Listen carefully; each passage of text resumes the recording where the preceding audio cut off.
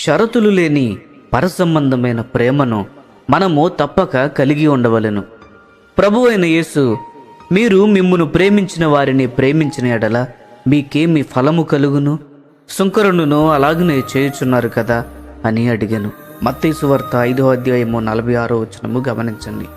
సమాజములలో మనలను ఎంతగానో ప్రేమించి మన సహోదరి సహోదరులను మనము ప్రేమించదము. దానికి ప్రతిగా వారు మనల్ని ప్రేమించెదరు.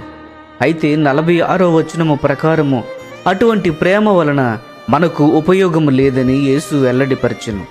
ఎందుకనగా పన్ను వసూలు చేయువారు ఈ లోకములో ఎన్నిక లేని వారు కూడా ఆ విధముగా చేయుదురు అని యేసు చెప్పెను.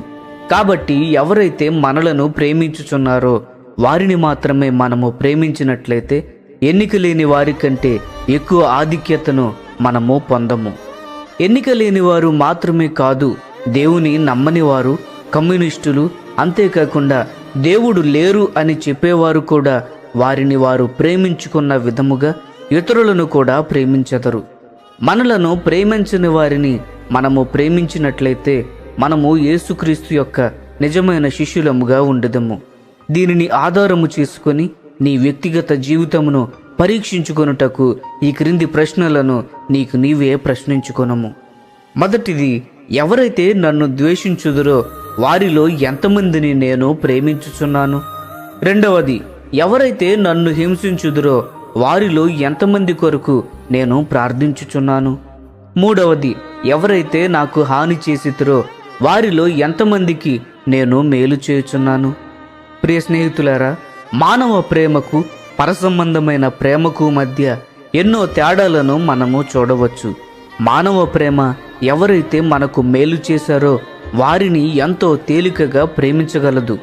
ఎప్పుడైతే ఎవరో ఒకరు మేలు చేయకపోగా నీవు కలిగిన దానిని, నీ హక్కులను, నీ గౌరవమును దొంగిలిస్తే నీ పరిస్థితి ఏ విధముగా ఉంటుంది? ఇటువంటి పరిస్థితులలో మాత్రమే నీవు పరసంబంధమైన ప్రేమ కలిగి ఉన్నావా లేదా అని పరీక్ష పడతావు. ఇటువంటి ప్రదేశాలలోనే మన నీతి పరిసయ్యుల నీతి కంటే అధికముగా ఉండవలెను.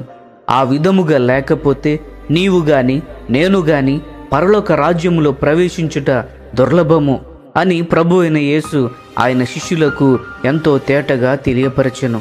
స్నేహితులారా, మార్పు చెందే మానవ ప్రేమతో కాకుండా ఎన్నటికీ మారని పరసంబంధమైన ప్రేమతో అందరినీ ప్రేమించుటకు దేవుని కృపను అనుగ్రహించమని ప్రార్థించదము. ఈ సందేశములు మీకు ఆశీర్వాదకరముగా ఉన్నట్లయితే లైక్ చేయండి, సబ్స్క్రైబ్ చేయండి, అనేకులకు షేర్ చేయండి. మీ విలువైన అభిప్రాయములను కామెంట్ రూపంలో మాతో పంచుకొనండి.